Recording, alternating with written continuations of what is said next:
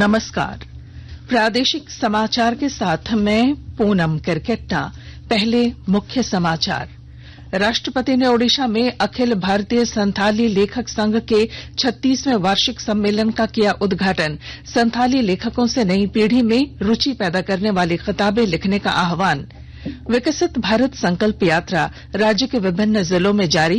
केंद्रीय राज्य मंत्री शांतनु ठाकुर यात्रा में शामिल होने के लिए कल से झारखंड के 3 दिवसीय दौरे पर।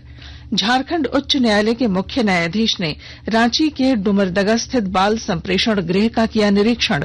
रसोई, लाइब्रेरी और दैनिक आहार की ली जानकारी। राजधानी रांची समेत राज्यभर में गोपाष्टमी उत्सव का आयोजन। हजारीबाग में खास और आम ने गायों को खिलाया चारा, किया पूजन। और अंतर्राष्ट्रीय व्यापार मेले में लोगों को लुभा रहा झारखंड पवेलियन। फैब्रिक पर ट्राइबल पेंटिंग और ज्वेलरी के स्टॉल में उमड़ रही भीड़। और अब समाचार विस्तार से। राष्ट्रपति द्रौपदी मुर्मू आज से ओडिशा के 3 दिवसीय दौरे पर हैं। अपने दौरे के क्रम में उन्होंने कई कार्यक्रमों में शिरकत की। श्रीमती मुर्मू ने बारीपदा में अखिल भारतीय संथाली लेखक संघ के 36वें वार्षिक सम्मेलन और साहित्य उत्सव का उद्घाटन करते हुए संथाली लेखकों का आह्वान किया कि वे ऐसी पुस्तकें लिखें जिनसे संथाली भाषा के बारे में नई पीढ़ी के बच्चों में रुचि पैदा हो। राष्ट्रपति ने कहा कि संथाली भाषा लोगों को सर्वप्रथम अपनी भाषा से प्रेम करना चाहिए और इसे लोकप्रिय बनाने के लिए काम करना चाहिए। उत्तर प्रदेश के रायबरेली पहुंचे पूर्व राष्ट्रपति और एक राष्ट्र एक चुनाव समिति के अध्यक्ष रामनाथ कोविंद ने कहा है कि उन्होंने राष्ट्रीय स्तर पर पंजीकृत सभी राजनीतिक दलों से संपर्क किया है और उनके सुझाव मांगे हैं। श्री कोविंद ने कहा कि हर राजनीतिक दल ने कभी न कभी इसका समर्थन किया। उन्होंने सभी दलों से इसका समर्थन करने का अनुरोध किया है क्योंकि यह देश के लिए फायदेमंद है, यह राष्ट्रहित के लिए सर्वोपरि है और इसका सबसे बड़ा फायदा आम जनता को होने वाला है। केंद्र प्रायोजित योजनाओं को जन जन तक पहुंचाने के लिए राज्य के गांव कस्बे में विकसित भारत संकल्प यात्रा पहुंच रही है। इसमें बढ़ चढ़कर ग्रामीण शामिल हो रहे हैं।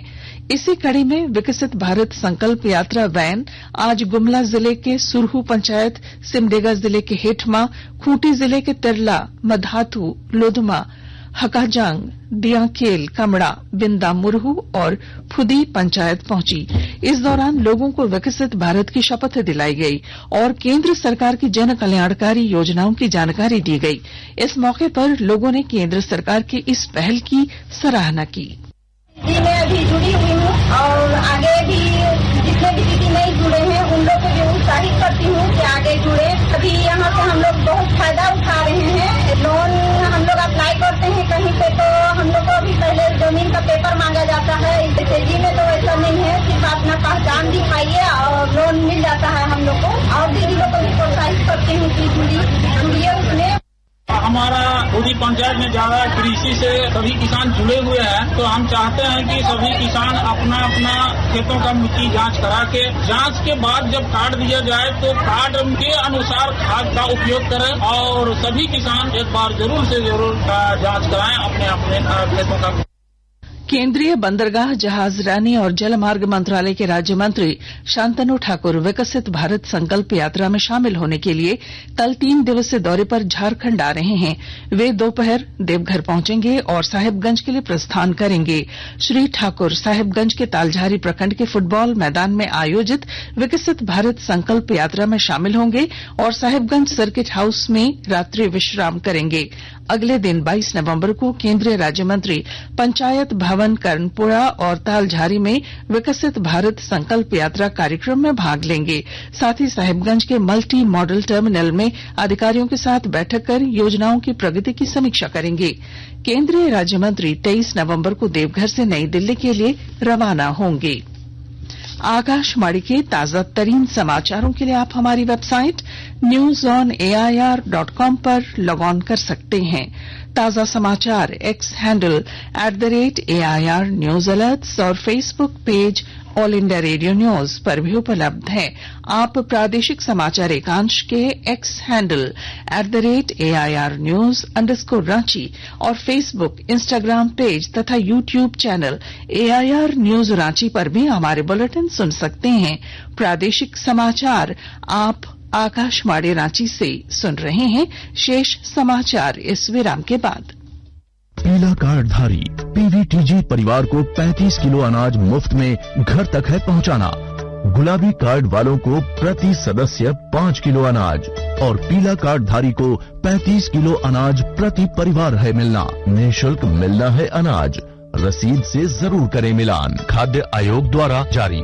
सरकारी एवं सरकारी सहायता प्राप्त स्कूलों में कक्षा 1 से 8 तक के सभी बच्चों को हर दिन अलग अलग मेन्यू के अनुसार पका पकाया गर्म एवं पौष्टिक भोजन देने का प्रावधान। सप्ताह में 2 दिन अंडा या फल पाने का भी है अधिकार। खाद्य आयोग द्वारा जारी।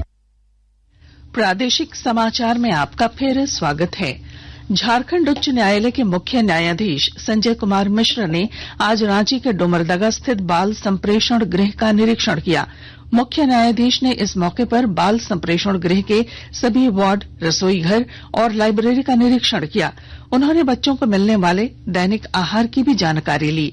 इस दौरान मुख्य न्यायाधीश ने बाल संप्रेषण गृह में रह रहे बच्चों से मुलाकात की और उनकी बातों को सुना। इस दौरान मुख्य न्यायाधीश को वहां रह रहे बच्चों ने अपनी पेंटिंग्स भेंट की। राज्य सरकार की महत्वाकांक्षी सावित्रीबाई फुले किशोरी समृद्धि योजना से पलामू जिले में 62,000 बालिकाओं को जोड़ने का लक्ष्य निर्धारित है। विस्तृत ब्यौरे के साथ हमारे संवाददाता।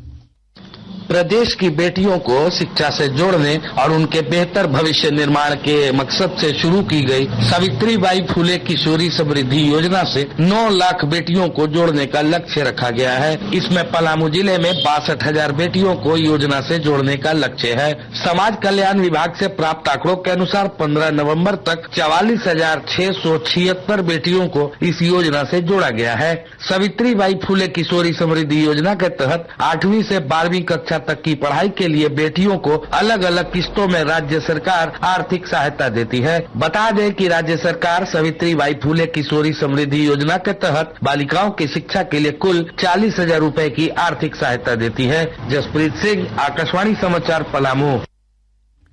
Tata Rourkela passenger special train का परिचालन कल से अब सप्ताह में 6 दिन किया जाएगा। दक्षिण पूर्व रेलवे ने इसकी मंजूरी दे दी है। वहीं चक्रधरपुर रेल मंडल की ओर से इसकी सूचना जारी कर दी गई है। लंबे समय से स्थानीय जनप्रतिनिधियों और लोगों की मांग थी कि Tata Rourkela MEMU passenger special train का परिचालन सप्ताह में 6 दिन किया जाए। दिल्ली के प्रगति मैदान में आयोजित अंतर्राष्ट्रीय व्यापार मेला अब आम लोगों के लिए खोल दिया गया है। मेले में लोगों की खासी भीड़ देखने को मिल रही है। मेले के फोकस स्टेट के रूप में झारखंड पैवेलियन में खूब भीड़ जुट रही है। झारखंड पैवेलियन में ही हैंडमेड ज्वेलरी का भी स्टॉल है, जिसमें फैब्रिक पर ट्राइबल पेंटिंग की ज्वेलरी की बिक्री की जा रही है। गोड्डा जिले के सदर प्रखंड के सैदापुर गांव में 5 दिवसीय मां जगदात्री पूजन समारोह का आयोजन आज से शुरू हुआ।